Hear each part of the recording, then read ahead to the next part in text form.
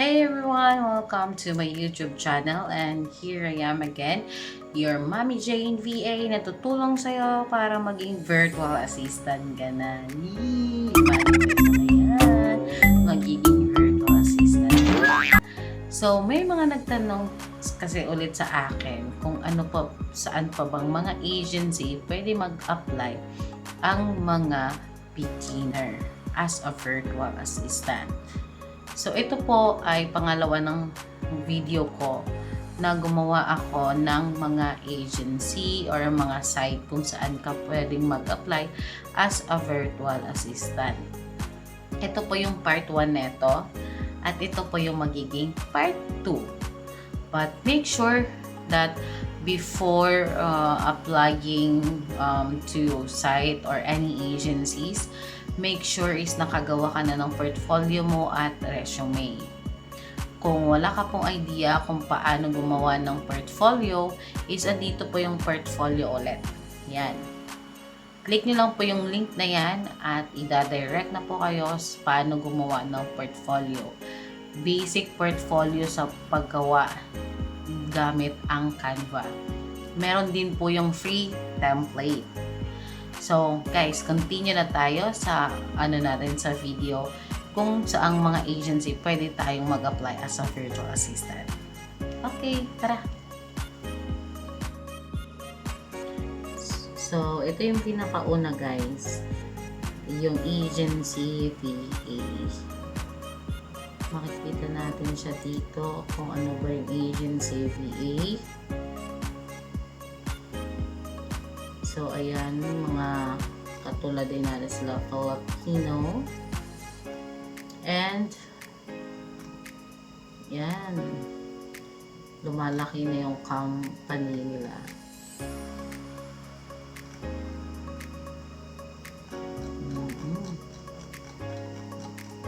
So, pag mag-a-apply ka, is punta ka lang dito. Yan, saan yan?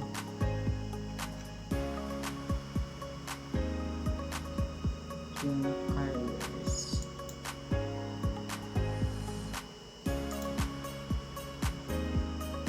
Dito sa VA registration, lagay nyo lang po yung personal details nyo.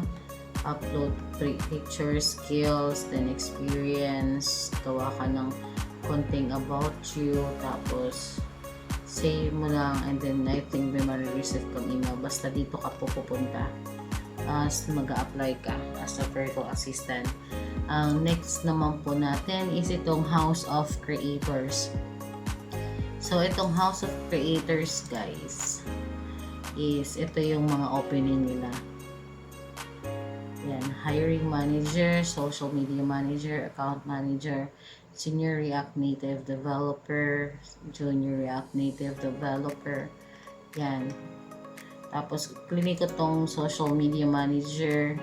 Ito yung requirements, full work, 2 to 4 day monthly full expense co-working. Interested? If you're interested in this opportunity and meet the requirements, we invite you to contact us by writing a few lines about yourself via this form. So, i-click mo lang tong form. Then, yun na. Next is, ito naman pong Elite Virtual Assistant or EVA. So, dito po is, makikita nyo dito sa menu nila. Merong home, EVA services, pricing, and join EVA or hire a VA. So, dito tayo sa join EVA. Meron ditong virtual executive assistant, then virtual legal assistant. Okay, i-click nyo po yan. Pag i-click nyo po yan is i-go through po kayo sa definition ng requirements netong virtual executive assistant or virtual legal assistant. Next one is the virtualtask.ph. So, dito na siya. Diretso ko na lang dito, guys. So, dito sa menu makikita mo how it works, contact us, projects, professional, or login register. So, as new ka pa lang, katulad lang neto yung Upwork, online job, so yun lang siya. gagawa ka po ng account and then para ma-post po yung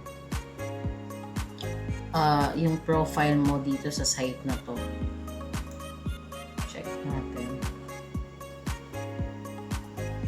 Ayan. Katulad nito guys, nandito siya. Nag-post siya ng mga skills niya. Dito po kayo gagawa ng account. So, next po is iwork.ph. So, gagawa ka din po ng account dito.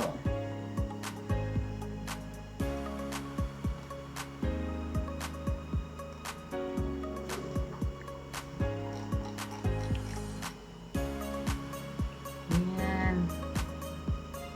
Dito, magre-register ka po. Ayan. I-register mo yung information mo.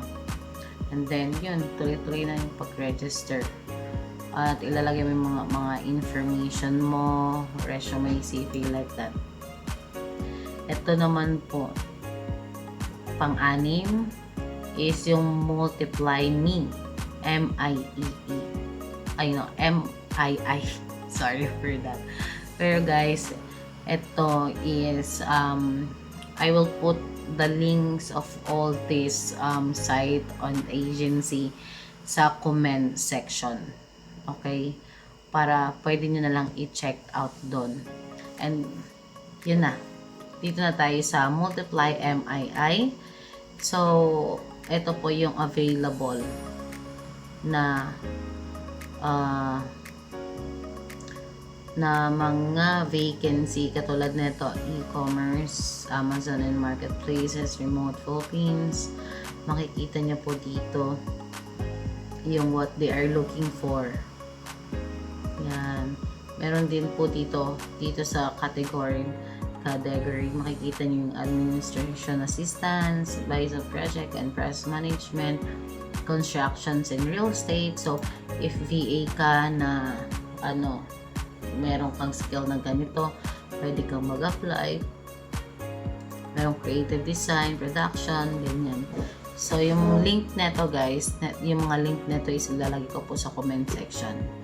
But, make sure, paulit-ulit ko pong sinasabi na dapat nakagawa na po kayo ng portfolio or resume bago kayo mag-apply para hindi po kayo, para tuloy-tuloy lang yung progress ng application nyo. Sunod is itong over virtual. So, pwede nyo itong actually ito guys, chinek ko siya. And then, ang napansin ko dito is mga Pinay lang din yung mga nagtatrabaho. So, pwede kayo mag-apply. But, lalagay ko po yung Facebook nila kasi wala pong section dito na wala pong section po kasi dito na pwede kang mag-apply dito sa website nila. Pero, chinek ko po yung Facebook nila. Ito po yun. Yan. Work with women of virtual anywhere you are. So, ayan guys. Tapos na tayo sa OVA. Ngayon, dito naman tayo sa iwork.ph. Para lang po itong Upwork, ganyan. Magre-register lang po kayo katulad nito nila. Virtual assistant. Ito po yung mga employer request. Makikita nyo po dito kung ano po yung mga needs nila. Tapos pwede ka pong mag-apply. Like for example, ito ang hanap niya. Finance virtual assistant. So ang budget niya is $1,500 to $2,500. Yan. Lalagay ko po yung mga links. Ito may bagong dating po. Yan. Next po is the wings. The wings. Joke lang. Pero ito guys, makikita nyo po dito yung mga opening nila under sa Philippines. Check natin under sa India, Mexico. But here is under sa Philippines is meron tayong sales caller, executive, customer service, medical scribe, real estate, accounting, digital marketing specialist. So, andito pa yung mga opening. Yan, mag-apply lang po kayo dito. And then, dito po sa isa is yung valueva.com. Is, rin to siguro, based din to sa Philippines, but it says here that outsource work to virtual assistants in the Philippines. Check natin po yung mga information. She Karina really kind of hung off what I was looking for as a manager, as an executive, and how the rest of the team in the company work and how we communicate internally. Wow, okay. So, dito naman guys, next natin, tingnan natin yung careers. So, pag titingnan po yung careers, yan, view openings, and ito po yung mga openings nila. Yan. Meron dito, freelancer, graphic designer, ganyan. Design and creatives, freelance, marketing assistant. Yan. Yun guys. Tapos ng video natin, napakasimple lang, napaka-iksi. Iniksian ko lang para mas marami kayong ma-check nyo pa at mas marami kayong magawa. But the thing is, before applying is make sure na meron na po kayong portfolio. At kung wala pa, ito po yung link ng paggawa niyan.